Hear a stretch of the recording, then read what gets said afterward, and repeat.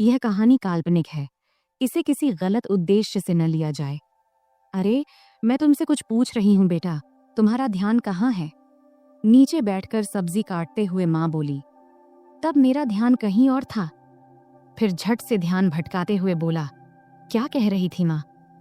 तब दोबारा से माँ ने कहा, मैं ये कह रही थी कि आजकल तुम्हारा काम बहुत बढ़ गया है, ऐसा लगता है। मैंने जवाब देते हुए कहा, हाँ माँ, काम तो बहुत बढ़ गया है। अब तो समय ही नहीं मिलता, इसलिए अभी मैं ग्राहकों की डिमांड पूरी करने में लगा हूँ। बस थोड़े दिन आप इंतजार कर लो, सब खत्म होते ही जल्द ही मैं आपको फ्री मिलूंगा। नमस्ते दोस्तों, आज की इस कहानी में आपका स्वागत है। मेरा नाम अभय है और आज मैं आपको अपनी और अपने माँ की कहानी सुनाने वाला हूँ। मेरे माता पिता का तलाक उनकी शादी के 5वें साल में ही हो गया था। उस समय मेरी उम्र सिर्फ 4 साल थी और मेरी माँ 24 साल की थी। तब मेरे नाना ने मेरी माँ से उनकी दूसरी शादी के लिए कहा, लेकिन तब माँ ने साफ साफ शादी से मना कर दिया था। तब कोर्ट के फैसले के अनुसार पापा हर महीने 40,000 रुपए और रहने के लिए एक घर दिए थे, जिससे हमारी सारी जरूरतें पूरी हो जाती थीं। तब हम एक सोसाइटी में एक बेडरूम और एक किचन के फ्लैट में रहते थे। तब घर में सिर्फ मैं और माँ ही थे, इसलिए हम दोनों एक दूसरे से ही बातें किया करते थे। मेरी माँ का स्वभाव थोड़ा सख्त था, लेकिन हम दोनों एक दूसरे का ख्याल अच्छे से रखते थे। अब मेरी उम्र 28 साल है और मेरी माँ 48 साल की है।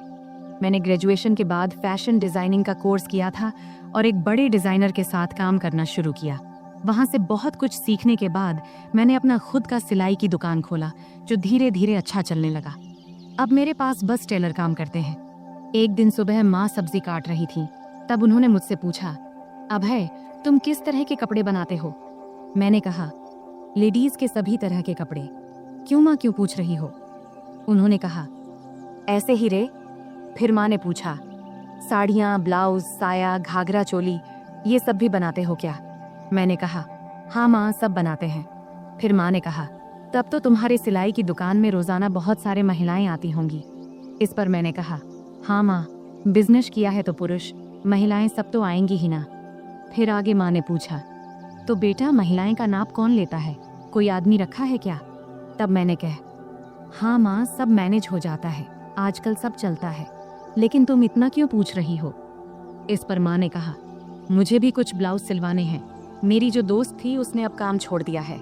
मैंने कहा, माँ, आप इतने देर से पहेलियाँ क्यों बुझा रही थी? अगर आपको ब्लाउज बनवाना है तो इसमें दिक्कत क्या है? तुम अपना पुराना ब्लाउज दे दो, मैं टेलर को दे दूंगा, वह बना देगा, फिर लाकर तुम्हें दे दूंगा। इतना सुनते ही माँ ने कहा, मेरा कोई भी ब्लाउज अब फिट नहीं होता है, नई नाप लेनी पड़ेगी। इस पर मैंने कहा, ठीक है माँ, मैं टेलर को बोल दूंगा, कल टेलर आकर तुम्हारी नाप ले लेगा। अब तो कोई दिक्कत नहीं है ना? तभी माँ बोली, बेटा, मुझे ऐसा नहीं लगता कि मैं किसी अजनबी आदमी को अपना नाप लेने दूंगी। मैंने कहा, माँ, अगर आप नाप नहीं देंगी तो फिर ब्लाउज कैसे सिलाएगा? फिर थोड़ी देर सोचने के बाद माँ ने कहा, तू ही क्यों नहीं मेरा नाप ले लेता? यह सुनकर मैं हैरान होकर बोला, मैं? ये कैसे हो सकता है? माँ ने जवाब दिया, इसमें क्या है, मुझे तुझसे नाप लेने में कोई दिक्कत नहीं होगी। अब मैं थोड़ा असमंजस में पड़ी एज गया था, क्योंकि दूर से देखने और किसी को छूने में बहुत फर्क होता है। लेकिन तब यह हाथ आया, मौका छोड़ना भी मुझे सही नहीं लगा। उस दिन सोमवार का दिन था और उस दिन विश्वकर्मा पूजा था, तो सिलाई की दुकान बंद था। तब मैंने सोचा कि आज ही ये काम कर लेना चाहिए। फिर सुबह नाश्ता करके मैं सिलाई की दुकान से कुछ एल्बम और माप लेने का सामान लेकर आ गया। तब मैंने ऐसे एल्बम चुना था जिनमें डिजाइन वाले ब्लाउज दिखाए गए थे। इनमें से कुछ बहुत ही छोटे और बैकलेस थे। फिर मन ही मन मैंने तय किया कि आज ये काम अच्छे से पूरा करना है। 12 बजे जब मैं घर पहुंचा तब माँ रसोई में थी। उन्होंने मुझसे कहा, बेटा, आ गया तू? सामान ले आया? तब मैंने कहा, हाँ, सब ले आया हूँ, अब तुम जल्दी से अपना काम खत्म कर लो। फिर थोड़ी देर बाद माँ मेरे पास आकर बैठ गई और एल्बम देखने लगी।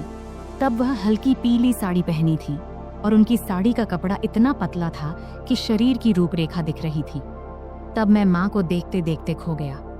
तभी उन्होंने तेज आवाज में कहा, अभय, सुन रहा है तू? तब मैं चौंक कर बोला, हाँ, क्या हुआ माँ? तब माँ ने एल्बम दिखाते हुए कहा, इतने छोटे ब्लाउज कैसे पहन सकती हूँ मैं? मुझे ये डिजाइन पसंद नहीं है। तब मैंने समझाया, अरे ये सब तो बस डिजाइन दिखाने के लिए है, तू वैसे ही सिलवा लेना जैसा तुझे पसंद हो।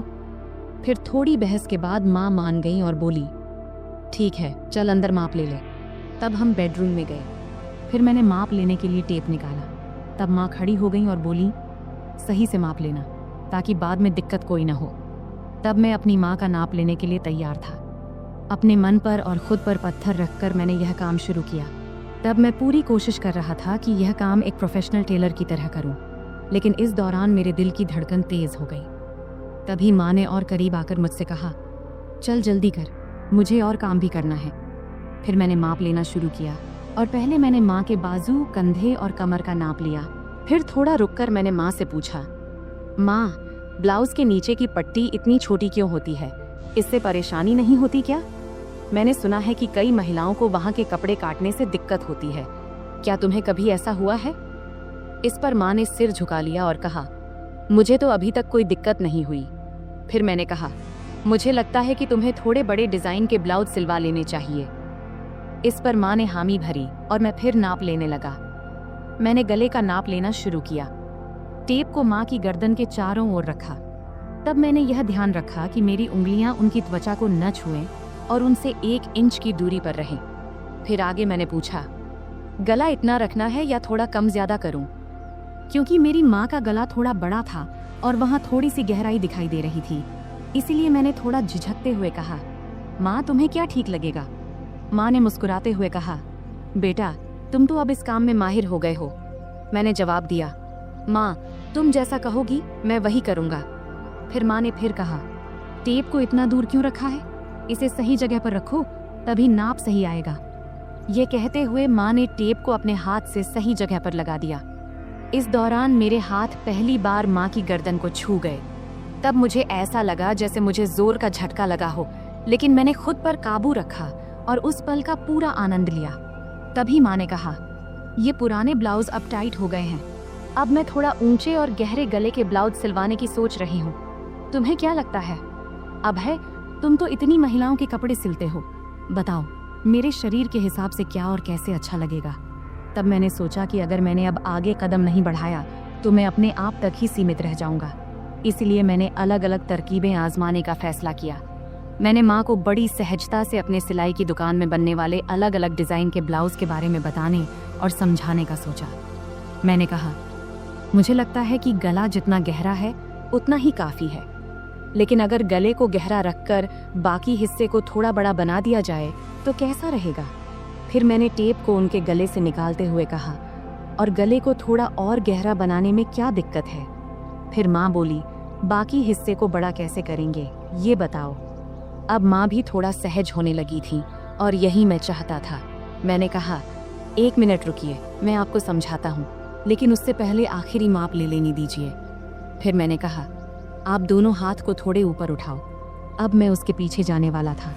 उसने हाथ उठाए ही थी कि मैं उसके करीब आकर उसकी पीठ के पीछे से अपने हाथ ले गया।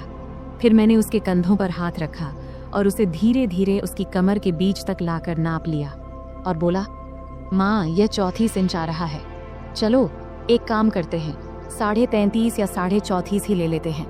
वैसे भी सिलाई करते वक्त अलग अलग डिज़ाइन के लिए थोड़ा बहुत अंतर रखना पड़ता है। फिर मैंने माँ से पूछा, माँ क्या आपको बुरा लग रहा है माप लेने से? माँ ने जवाब दिया, नहीं बेटा, ज़्यादा नहीं। फिर मैं थोड़ा झिझकते हुए उसकी साड़ी के 34 इंच का माप लेते हुए बोला, माँ अब बता, तेरा माप तो लगभग सब सही है। उसने कहा, थोड़ा टाइट लग रहा है बेटा। फिर मैंने टेप को गले में डालकर कहा, अब यहाँ आईने के सामने आ जाओ। फिर मैंने उसके दोनों कंधे पकड़कर उसे आईने के सामने खड़ा कर दिया। तब उसके चेहरे पर एक सवालिया भाव था। फिर मैंने कहा, माँ सब बताता हूँ, थोड़ा सा रुक जा, पहले पानी पीकर आता हूँ, तुझे चाहिए क्या? तब उसने सिर हिलाकर मना कर दिया। फिर मैं रसोई में गया, पानी पिया और खुद को थोड़ा ठीक किया। फिर कुछ आगे का सोचने लगा कि अब यह सब करते हुए मैं अगले कौन सा कदम बढ़ाऊं। तब 2-3 विकल्प मेरे मन में आए। फिर मैं वापस बेडरूम में आ गया। तब माँ ने अपना पल्लू फिर से कंधे पर ठीक से ले लिया था, लेकिन 6 फुट के बड़े शीशे के सामने वह बेहद ही सुंदर लग रही थी, जिसे मैं शीशे में ही निहारने लगा। तभी माँ बोली, कहाँ ध्यान है बेटा, इधर देखो, अब मैं तुझे इसी ब्लाउज में बदलाव करके दिखाती हूँ। जैसा कि तूने मुझसे कहा कि हम गले को 1 इंच गहरा कर लेते हैं। फिर उसने कहा, तू ऊपर वाला हुक खोल और ऊपरी किनारों को अंदर मोड़ कर देख। तब उसे ठीक से समझ नहीं आया तो उसने प्रश्न भरी नजरों से मेरी ओर देखी और बोली, मुझे समझ नहीं आ रहा, तू ही कर ले, मैं यह तुझ पर छोड़ती हूँ। तब तीर सीधे निशाने पर लगा था और मुझे भी यही चाहिए था। फिर मैंने आराम से उसके हुक खोले और किनारों को उलटी दिशा में अंदर की तरफ मोड़ने लगा। मैं ऐसा कर रहा था और वह खुद को शीशे में देख रही थी। फिर मैं जल्दी जल्दी अपने काम निपटाने लगा। उस दिन मुझे भी एक अजीब सा सुकून मिल रहा था। जब मेरा काम हो गया तो मैं उसके और ड्रेसिंग टेबल के बीच से हटकर एक तरफ हो गया और उससे कहा, देखो, अब यह वैसे ही है जैसा तुम चाहती थी, 1 इंच गहरा। क्या लगता है, अब बताओ। फिर माँ ब्लाउज की तरफ देखने लगी और मुझसे बोली, अभय, तुझसे सच कहूँ तो ऐसे गले में मुझे बहुत आराम महसूस होता है। ऐसे ब्लाउज पहनने पर ऐसा नहीं लगता जैसे हंस को पानी में तराने से। फिर मैंने कहा, माँ नाराज मत होना, लेकिन एक बात कहूँ। अब मैं अगला कदम उठाकर उसे और सहज करने की कोशिश करना चाहता था। तब माँ मुस्कुराते हुए बोली, नहीं रे अभय, मैं तुझसे कैसे नाराज हो सकती हूँ, बोलना जो बोलना है। तब मैंने सावधानी से कहा, इतने गहरे गले वाले ब्लाउज से सब कुछ बहुत ज्यादा नजर आता है और यह थोड़ा अजीब भी लगता है।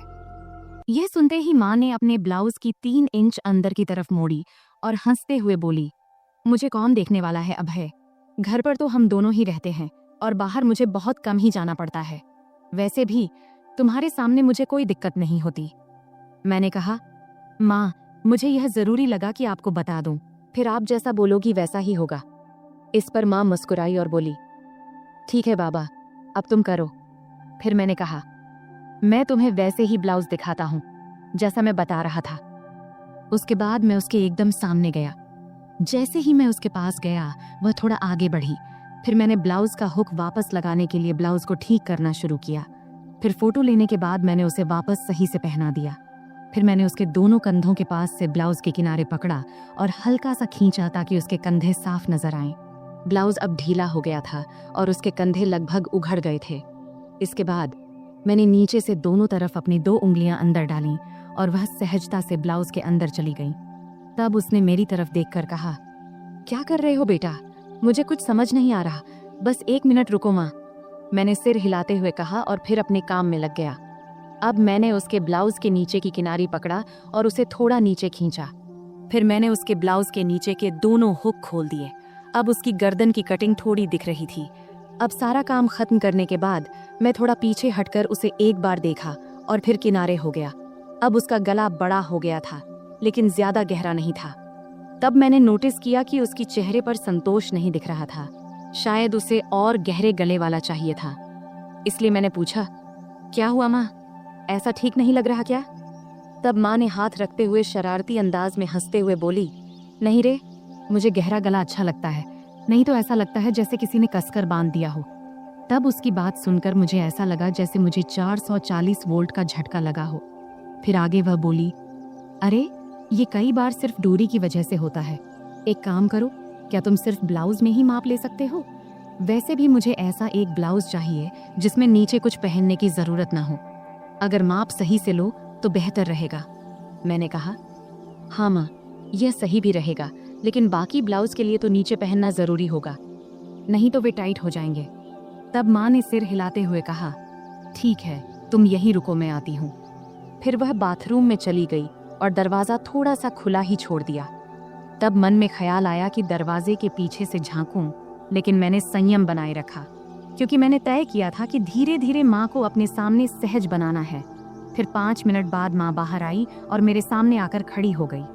तब एक पल के लिए मैंने उसकी ओर देखा और देखकर हैरान रह गया, लेकिन मैंने कोई प्रतिक्रिया नहीं दिया और अपने काम में लग गया। फिर मैंने कहा, माँ, अब हम सिर्फ तुम्हारी पीठ का ही माप लेंगे, क्योंकि फर्क वहीं से पता चलेगा। तब माँ ने हल्के से मुस्कुराते हुए पूछा, क्या रे, तुम लोग सिलाई की दुकान में भी औरतों को ऐसे ही कपड़े उतरवाने को कहते हो क्या?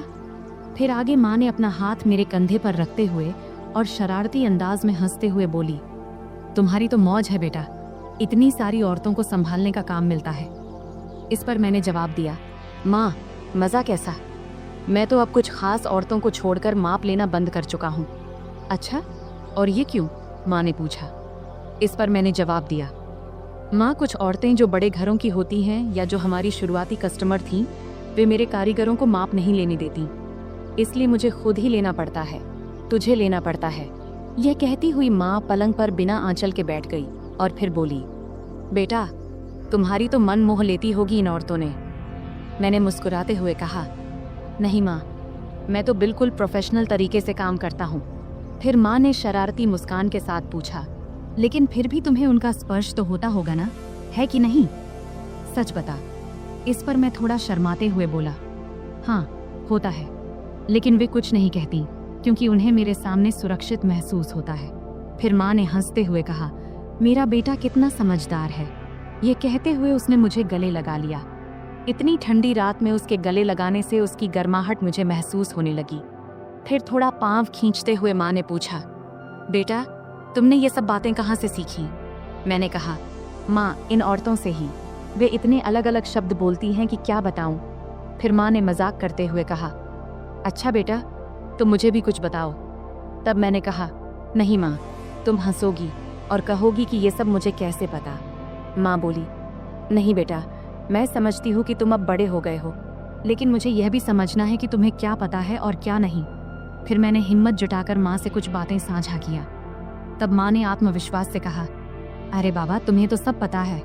फिर मैंने हंसते हुए कहा, चलो छोड़ो ये सब, अब तुम्हारा नया डिजाइन वाला ब्लाउज लेकर आता हूँ। फिर मैंने उठते हुए पूछा, हाथ लगाऊं तो चलेगा ना? तब माँ ने खुद को सभ्य दिखाने की कोशिश करते हुए कहा, अरे हाँ बेटा, मुझे तुम पर पूरा भरोसा है। और क्या तुमने इतना जल्दी सब कुछ फिट कर लिया? फिर माँ ने थोड़े जोर से हंसते हुए कहा, बेटा, देख ले कहीं कुछ और लगाना बाकी तो नहीं है। तब उसके इस मजाक से मैं शर्म से लाल हो गया। अब वह पल भी आ गया था जिसका इंतजार था। फिर मैंने माँ को ड्रेसिंग टेबल के सामने खड़ा किया और खुद उसके पास जाकर खड़ा हो गया। फिर मैंने अपने दोनों हाथ नीचे लाते हुए कहा, देखो, ये कितनी नीचे तक जा रहा है, इसका कारण इसका माप है। यह कहते हुए मैंने अपने दोनों हाथ उसके ब्लाउज के किनारे पर रख दिया। तब मेरी धड़कन एकदम से तेज हो गई थी और हाथ भी हल्के से कांप रहे थे। मेरी माँ अभी भी उतनी ही क्यूट लग रही थी, भले ही वह थोड़ी बड़ी हो गई थी। फिर माँ ने अपना हाथ मेरे हाथ पर रखते हुए हल्का सा हिलाते हुए कहा, अभय, सच कहूँ तो मुझे इसमें कोई दिक्कत नहीं है। मैं ऐसे ब्लाउज पहनने को तैयार हूँ, लेकिन मेरी एक ही शर्त है, गला जितना गहरा हो सके उतना चलेगा। तभी मैंने हाथ हटाते हुए पूछा, माँ, एक बात बताओ, तुम्हें और बाकी औरतों को गहरा गला ही क्यों पसंद आता है? नॉर्मल गला भी तो अच्छा लगता है। इस पर माँ ने मुस्कुराते हुए बोली, अरे बेटा, मुझे तो ये घर में ही पहनने हैं। घर में तो कोई दिक्कत नहीं है, इससे थोड़ा आरामदायक लगता है और गर्मी भी नहीं लगती। फिर माँ बोली, बेटा, तुम एक बात बताओ, अगर गला बहुत गहरा हुआ तो पट्टी दिखेगी क्या? मैंने जवाब दिया, हाँ, जरूर दिखेगी, लेकिन अगर गर्मी लगती है तो आल घर में सिर्फ गाउन क्यों नहीं पहनती? खैर, कुछ ना पहनोगी तब भी चलेगा, मैं तुम्हारे लिए एक सुंदर स्लीवलेस गाउन सिलवा देता हूँ। तब माँ ने अपना नाक सिकोड़ते हुए कहा, गाउन, और वह भी स्लीवलेस? मुझे पसंद नहीं है। तब मैंने समझाते हुए कहा, अरे, घर में तो कोई दिक्कत नहीं है, वैसे गर्मी में पेटीकोट भी नहीं पहनोगी तो और आरामदायक लगेगा। चलो एक काम करते हैं, एक ऐसा गाउन सिलवा कर देख लो, बस एक बार पहन कर देखना, अगर अच्छा लगे तो ठीक, वरना मत पहनना। तब माँ ने सोचा और कहा, ठीक है बाबा, एक बार ट्राई कर लेंगे, अब आगे क्या करना है? मैंने हल्की मुस्कान के साथ कहा, अब तो बस इसे फाइनल कर लेते हैं, और अगर गाउन अच्छा लगा तो तुम्हें और भी सिलवा दूंगा। फिर मैंने माँ को गाउन का सैंपल दिखाने के लिए अलमारी से एक गाउन निकाला और कहा, देखो, ये स्लीवलेस है, लेकिन इसका मटेरियल बहुत कंफर्टेबल है, इसे पहन कर देख लो, अगर अच्छा लगे तो इस डिजाइन में कुछ और बना दूंगा। माँ थोड़ा हिचकिचाई, लेकिन फिर उसने कहा, ठीक है, इसे पहन कर देखती हूँ। वह गाउन लेकर बाथरूम में चली गई। तब मैं थोड़ा नर्वस था, लेकिन खुद को शांत रखने की कोशिश कर रहा था। कुछ देर बाद माँ बाहर आई। गाउन में वह बहुत प्यारी लग रही थी। आते उसने पूछा, कैसा लग रहा है बेटा? मैंने कहा, बहुत अच्छा लग रहा है, तुम पर यह डिजाइन बहुत सूट कर रहा है। फिर माँ ने आईने में खुद को देखा और हल्के से मुस्कुराई। फिर उसने कहा, हाँ, ये तो सच में बहुत आरामदायक लग रहा है। फिर मैंने माँ से कहा, तो पक्का, अब मैं ऐसे 2-3 और डिजाइन तैयार कर दूंगा। माँ ने कहा, ठीक है, लेकिन ध्यान रखना कि मटेरियल हमेशा ऐसा ही होना चाहिए, और हाँ, गला थोड़ा गहरा हो तो बेहतर होगा। फिर मैंने सहमति में सिर हिलाया।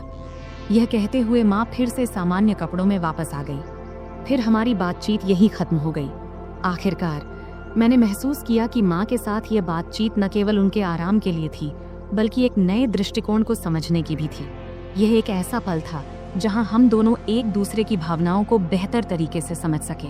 तो दोस्तों, यह थी हमारी आज की छोटी सी कहानी। आपको यह कहानी कैसी लगी कमेंट करके ज़रूर बताएं, और अगर आपको यह कहानी पसंद आई हो तो इसे लाइक करें और अपने दोस्तों के साथ शेयर करें। आगे भी ऐसी ही रोमांचक कहानियों के लिए हमारे चैनल को सब्सक्राइब करें और बेल आइकन दबाना न भूलें, ताकि आप हमारी कोई भी कहानी मिस न करें। धन्यवाद।